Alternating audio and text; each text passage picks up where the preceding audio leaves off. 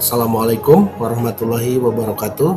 Hai, saya Herdi Dirahman, guru pengampu mata pelajaran konsentrasi keahlian di program studi desain pemodelan dan informasi bangunan SMK Negeri 1 Majalengka. Oke, pada alur tujuan pembelajaran kali ini kita berada di tahap 3 masih ya, di gambar konstruksi jalan dan jembatan. Nah, pada elemen desain pemodelan jalan dan jembatan, sebagai pengantar dari materi konstruksi jalan jembatan, kita akan mempelajari materi tentang bentuk saluran drainase. Oke, kita lanjut.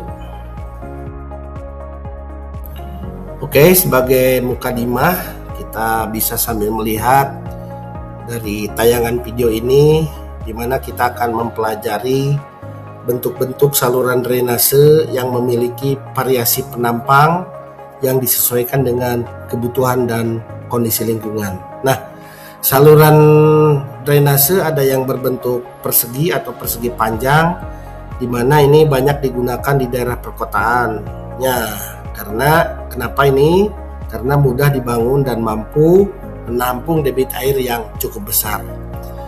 Dan saluran berbentuk trapesium juga digunakan di dalam drainase. Ini sering diterapkan pada drainase jalan dan saluran terbuka karena lebih stabil dan efektif mengalirkan air.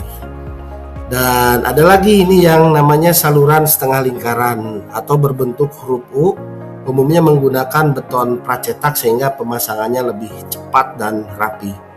Selain itu, saluran berbentuk segitiga. Nah, biasanya ini digunakan di tepi jalan untuk menyalurkan air dengan kapasitas kecil. Sedangkan saluran berbentuk lingkaran atau berupa pipa ini digunakan sebagai drainase tertutup, terutama di bawah jalan atau bangunan.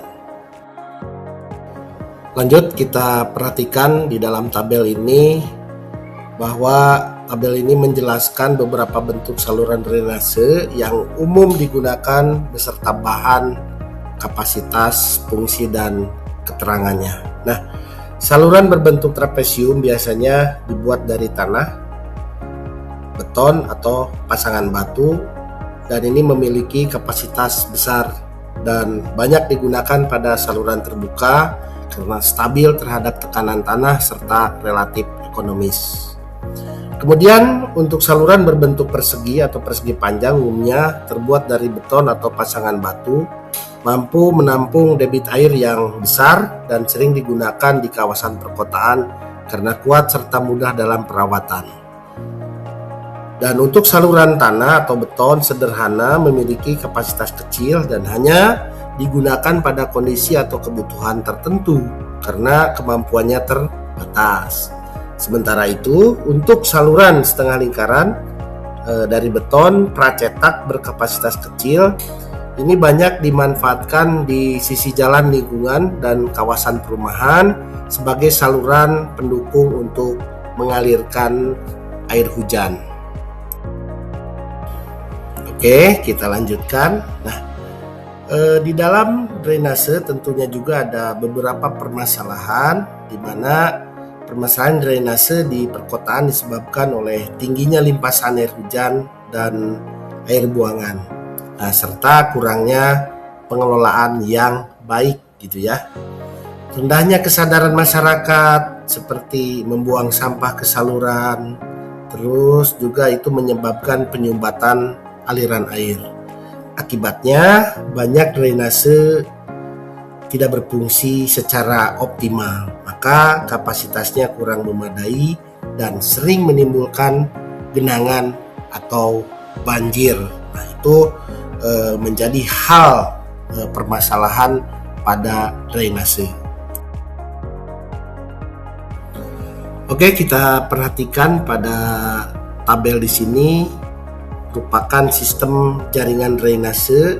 Ini menjelaskan dua jenis sistem drainase di wilayah perkotaan, yaitu drainase mayor dan drainase mikro. Nah, drainase mayor ini berfungsi sebagai sistem utama untuk menampung dan mengalirkan air hujan dengan daya tampung yang besar. seperti sungai, saluran utama, dan parit besar. Ini dirancang berdasarkan data topografi dengan umur rencana sekitar 5-10 tahun. Nah, sementara itu untuk drainase mikro berfungsi menampung air hujan dengan skala kecil hingga sedang. Contohnya nih, gorong-gorong, saluran tepi jalan, dan saluran riol kota.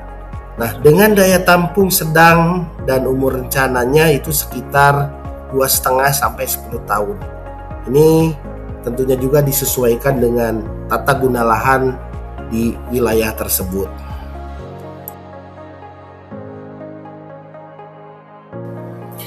Demikian materi video tentang bentuk saluran drainase pada mata pelajaran konsentrasi keahlian untuk tahap 3 pada gambar konstruksi jalan dan jembatan. Baik, teruslah berlatih, tingkatkan kompetensi, bereksperimen, dan kembangkan kreativitas Anda. Jangan lupa like, share, dan subscribe untuk mendapatkan panduan menarik lainnya. Dan jangan lupa ganteng untuk laki-laki, cantik untuk perempuan, selalu ngangenin dan mempesonakan. Sampai jumpa di video berikutnya. Bye.